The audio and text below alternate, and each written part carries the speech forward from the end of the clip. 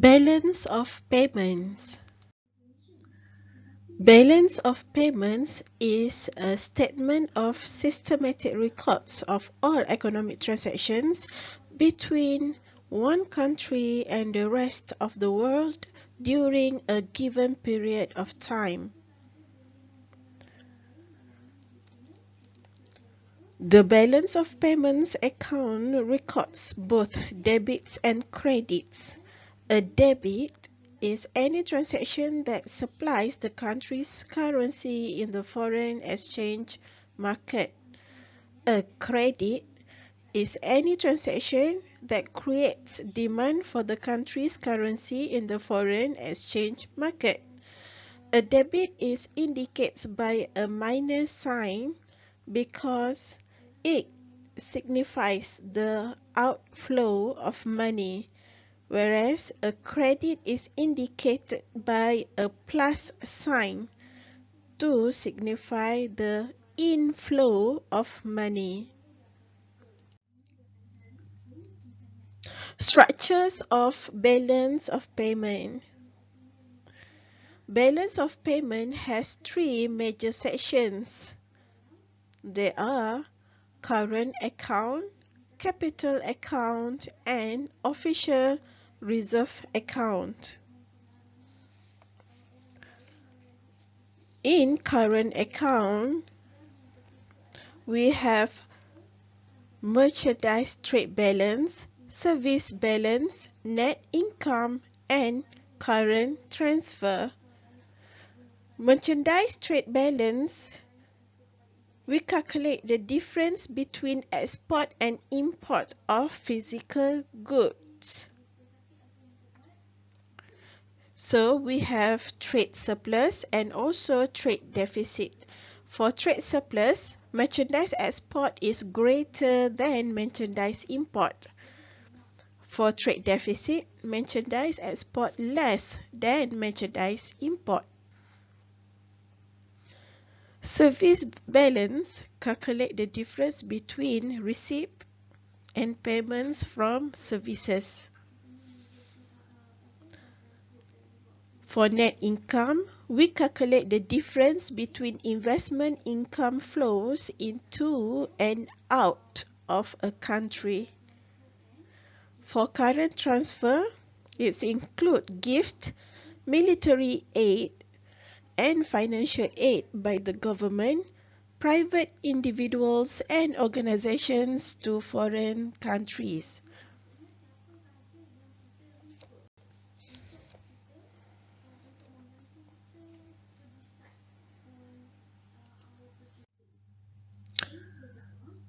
This is example of balance of payments for Malaysia.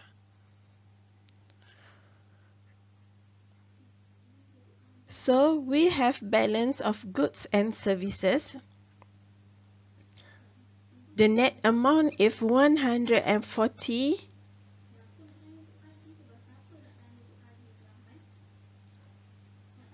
and 58 million. Balance of current account is 97,108 million. Okay, in balance of payment also we have errors and omissions. It's a balancing item that enable credits and debits to be equal.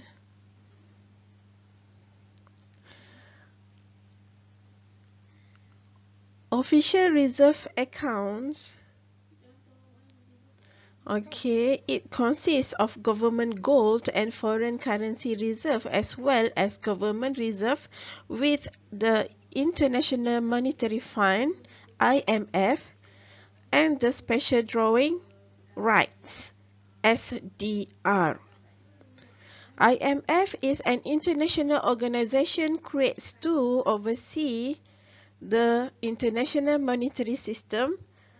The IMF holds currency reserve for member countries and makes loans to central banks.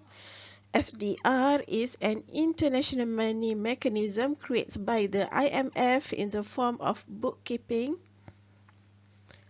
entries that can be used by countries to settle their international accounts.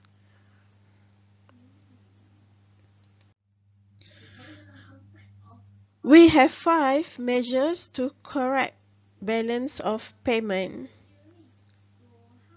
Okay, so we have disequilibrium in balance of payments.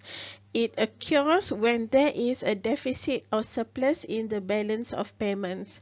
So how to correct this disequilibrium? The first one is export promotion. The main purpose of the export promotion policy is to increase the value of exports of the country in order to reduce the deficit in the balance of payments. The government can encourage exports by giving subsidies or granting tax holidays or abolishing export duties for local exporters. At the same time, the government can promote local products in international markets and provide information to local exporters on how to market their products globally. Second, discourage imports. The government can restrict imports of consumer products and substitute them with locally manufactured products. This can be achieved by imposing high tariff rates or quotas for imported products. The third measure is inflation. In order to solve the deficit in the balance of payments, the government should control the inflation problem. The government can impose tight monetary policies or tight fiscal policies or both to control inflation. These policies will reduce the money supply in the economy and this will reduce the pressure of inflation.